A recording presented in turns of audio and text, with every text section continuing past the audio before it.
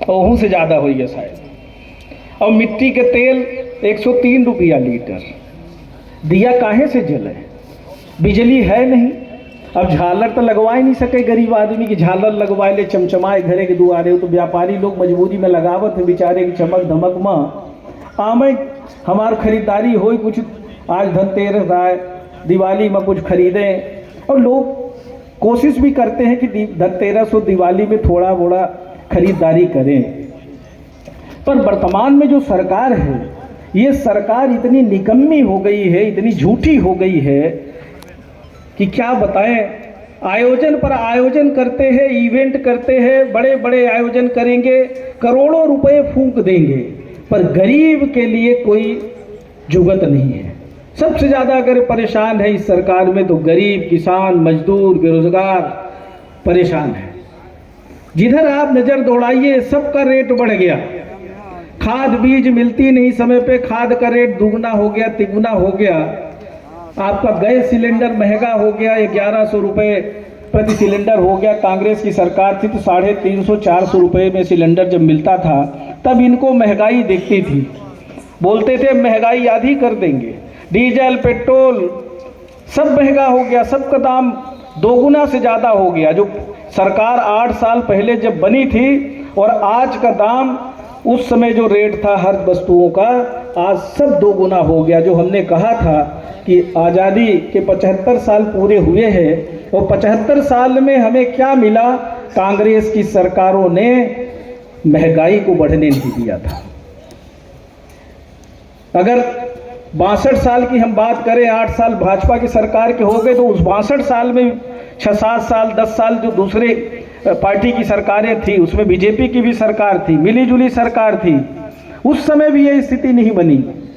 पर धन्य है देश के नाना और मध्य प्रदेश के मामा, झूठ बोलने में नंबर 1। इनको तो अवार्ड देना चाहिए, पुरस्कार देना चाहिए इनको। तो अब जनता देगी पुरस्कार। इस बार पुरस्कार मिलेगा। जिस तरह से झूठ फरेब की राजनीति चल रही है, जनता इनको पुरस्कार देगी। जैसा अभी अमित द्विवेदी जी और कोई और साथी जिक्र कर रहे थे, हमारे सूर्य कुमार द्विवेदी जी जिक्र कर रहे थे कि अमलौरी में अभी कल भगा दिए गए भाजपा के नेता, तो ये गांव-गांव में भगाए जाएंगे। याद रखिएगा, बस इनके झूठ को हम याद दिलाना चाहते हैं कि बोला था अच्छे दिन आएंगे, आएंगे कि नहीं आएंगे, फिर जनता से ही कहलवाते थे आएंगे। फिर क्या होगा? काला धन कहाँ आया? 15 लाख खाते में आएंगे, जनता से कहलवाते थे आएंगे काला धन आएगा। तो एक भी व्यक्ति के खाते में 1 रुपये नहीं आया। नोटबंदी करके आपके घर का पैसा और जमा करा लिया, लाइन में लगा दिया है आपको जनधन का खाता खोलने के लिए, क्योंकि बोला था मोदी जी ने कि 15 लाख खाते में आएंगे। तो एक महीना बैंकों में लाइन लगी रहती थी जनधन का खाता खुलवाने के लिए। घर में जो रखा था वो भी सब जमा करा दिया। पहले खाता खुलवाने में लोगों ने लगाया और उसके बाद नोटबंदी करके सबका पैसा जमा करा दिया। और स्थिति क्या हो गई? आज ठगे हुए महसूस कर रहे हैं। ये हुआ है हमारे साथ। नोटबंदी से जीएसटी जो लागू किया, आज जीएसटी कोई भी वस्तु ऐसी नहीं बची है जिसमें जीएसटी नहीं हो। हर वस्तु पे जीएसटी, 5% जीएसटी हर वस्तु पे।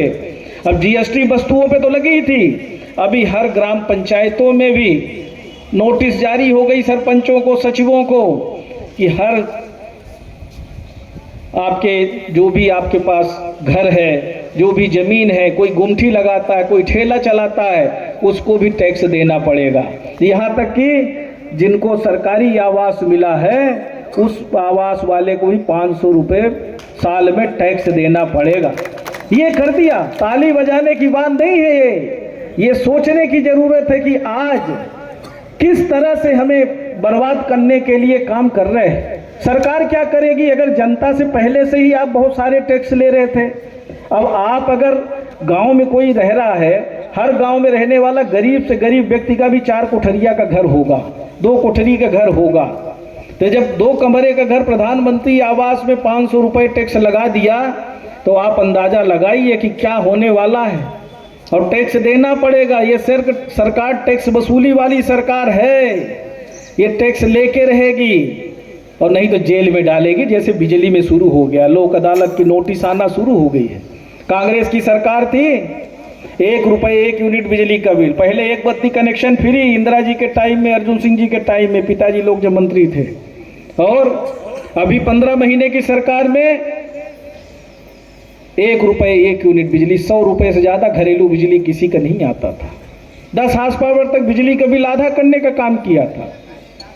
देखिए क्या हालत बना दी। आज सबके बढ़े हुए बिजली के बिल आ रहे, 500 से 400 से कम किसी का नहीं आ रहा, हजार रुपए आ रहे। मीटर रीडर है नहीं, मीटर खराब पड़ा हुआ है, पर बिजली का बिल आएगा जरूर।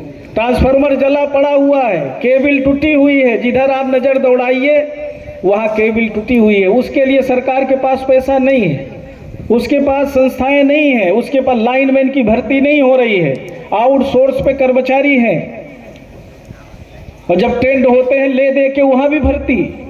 क्या बताएं, ऐसी दुर्व्यवस्था, इस तरह की व्यवस्था कभी नहीं देखी। अभी लगभग हमारे क्षेत्र में, जितनी हमारी जानकारी में है, 80 से ज़्यादा ट्रांसफार्मर जले हैं, 80 से ज़्यादा।